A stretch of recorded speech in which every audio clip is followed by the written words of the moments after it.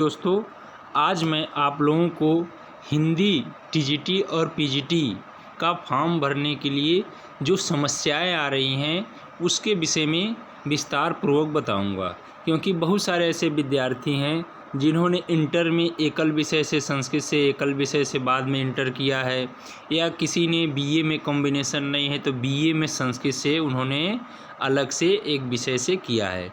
तो ऐसे स्टूडेंट को, प्रतियोगी छात्रों को बहुत सारी समस्याएं आ रही हैं कि उनको करना क्या है। उनको समझ में ही नहीं आ रहा है कि अगर हमारा इंटर में संस्कृत नहीं था, बाद में मैंने संस्कृत लिया तो क्या करूं, या बीए में मेरा संस्कृत नहीं था, बाद में मैंने संस्कृत लिया तो क्या करूं।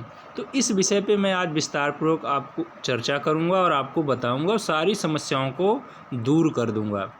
तो देखिए, इधर जो फॉर्म भरना मैं बताऊंगा नहीं, क्योंकि फॉर्म तो बहुत सारे वीडियो पड़े हैं, आप देख सकते हैं। यहाँ पर कोई समस्या भी नहीं आती है यहाँ तक।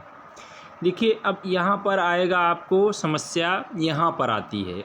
वो भी उनके लिए समस्या है जिन्होंने बाद में एक विषय से इंटर में संस्कृत से एक विषय से प्राइवेट किया है, या बीए में संस्कृत से प्राइवेट किया है। तो देखिए, यहाँ होता क्या है कि जैसे आपने इंटर में संस्कृत ले रखी है, इंटर में क्या लिखा है, संस्कृत है, तो आपको कोई समस्या ही नहीं है। बीए में हिंदी है आपका और इंटर में संस्कृत है, तब आपको कोई समस्या ही नहीं है। अगर आपने हिंदी से इंटर से हिंदी और संस्कृत से किया है तब तो कोई समस्या नहीं है। दूसरी कंडीशन ये है, आपने इंटर में हिंदी लिया था, बीए में भी हिंदी लिया था, लेकिन इंटर में आपके संस्कृत नहीं था और बाद में आपने संस्कृत से इंटर किया प्राइवेट, तब भी आपको कोई समस्या नहीं है, क्योंकि आपने संस्कृत से इंटर कर लिया, आपकी डिग्री पूरी हो गई। यहाँ पर यही लिखा भी गया है, यहाँ पर ध्यान देंगे आप तो यही लिखा गया है कि BA Hindi and intermediate with Sanskrit, BA में हिंदी हो और इंटर में संस्कृत हो। पहले से किया है तब भी कोई दिक्कत नहीं है, अगर आपने बाद में किया है तब भी कोई दिक्कत नहीं है। अब कुछ लोगों का डाउट ये है कि अगर मैंने बाद में किया है तो इंटर का जो एक एकल विषय से मैंने संस्कृत से प्राइवेट किया है तो उसको मैं भरूं कहाँ। तो उसके लिए कोई कॉलम नहीं दिया गया है, उसके लिए आप परेशान न होइए। उसके लिए आपको क्या करना है कि जब आपका सिलेक्शन हो जाएगा, जब आपकी डिग्री मांगी जाएगी, मार्कशीट मांगा जाएगा, तो वहाँ सीधे आप पेश करेंगे। ये तो पहला कंडीशन हो गया। दूसरी कंडीशन है कि अगर आपने इंटर में संस्कृत नहीं ले रखा है या एकल विषय से भी संस्कृत नहीं किया है, तब आपको यहाँ पर इक्विवेलेंट क्वालिफिकेशन में आना है। और यहाँ पर देखिए, इक्विवेलेंट क्वालिफिकेशन में क्या करना है कि यहाँ पर क्या कर देना है, इक्विवेलेंट क्वालिफिकेशन पर क्लिक कर देना है। अब यहाँ पर क्लिक करने के बाद देखिए, जिन्होंने इंटर में, यहाँ देखिए क्या ऑप्शन आ रहा है कि जिन्होंने BA with Hindi and Sanskrit subject, जिन्होंने बीए में हिंदी लिया था और संस्कृत भी लिया था, तो वो भी ये फॉर्म भर सकते हैं। अब यहाँ भी लोगों को ये समस्या आ रही है कि बीए में हिंदी था और बाद में उन्होंने संस्कृत से एकल विषय से संस्कृत से बीए कर लिया, तो उनको ये नहीं समझ में आ रहा है कि हाँ साथ में एंड संस्कृत साथ में, वो सोच रहे हैं कि बीए में ही मेरा हिंदी संस्कृत हो। ऐसी कोई समस्या नहीं है। आपका बीए हिंदी था और बाद में आपने संस्कृत से बीए कर लिया, तब आपको इक्विवेलेंट में आना है। अगर आपके इंटर में हिंदी संस्कृत नहीं है तब ये ऑप्शन चुनना है कि इंटर में आपकी संस्कृत नहीं है, बाद में आपने बीए में संस्कृत से कर लिया है एकल विषय से।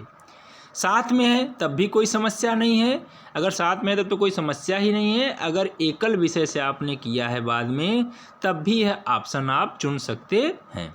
तो मेरे कहने का मतलब यही है कि अगर आपने बीए हिंदी से किया है और इंटर में आपके संस्कृत नहीं था, बाद में एकल विषय से आपने संस्कृत से इंटर किया है, तो आप जैसे है वैसे ही रहने देंगे। इक्विवेलेंट क्वालिफिकेशन को टच नहीं करना है आपको।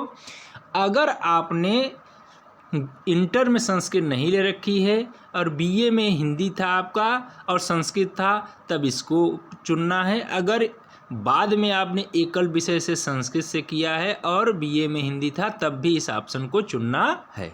अब आशा है आपको अच्छे से समझ में आ गया होगा। इसी प्रकार बीएड में आपका ये है कि आपने बीएड किया है तो इक्विवेलेंट क्वालिफिकेशन को छूना नहीं है, नहीं किया है तब इसको करना है। फिर देखिए सिंगल सब्जेक्ट में मतलब आपने संस्कृत से अगर सिंगल से कोई विषय से या किया है तो उसको यहाँ पर मेंशन करना है। वो भी तब करना है जब सिंगल सब्जेक्ट मान्य तभी होता है जब आपने पूरा कंप्लीट ग्रेजुएशन कर लिया हो, तो उसके बाद आपने किया हो तभी माना जाता है। तो इसलिए आपको यहाँ पर सिंगल सब्जेक्ट से अगर आपने संस्कृत से बीए किया हुआ है तो आप यहाँ पर मेंशन कर सकते हैं। देखिए यही समस्या पीजीटी फॉर्म में है। पीजीटी में क्या है कि आपका हिंदी बीए में होना अनिवार्य है। अब वहाँ पर ये समस्या आ रही है कि एंड लगा हुआ है, तो एंड में समस्या आ जाती है। लोग सोचते हैं कि साथ में होना चाहिए, साथ में नहीं है तब भी आपका चलेगा। अगर आपने बाद में एकल विषय से किया है तो वो माना जाएगा, क्योंकि आपने बीए तो किया ही है उस विषय से। तो आशा है आप लोगों को अब सारी डाउट क्लियर हो गए होंगे। मेरे इस चैनल को लाइक करिए, सब्सक्राइब करिए और शेयर करिए, जिससे दूसरे प्रतियोगी छात्रों को भी लाभ मिले जो कि बहुत ही ज़्यादा परेशान है इस समस्या को लेकर। धन्यवाद।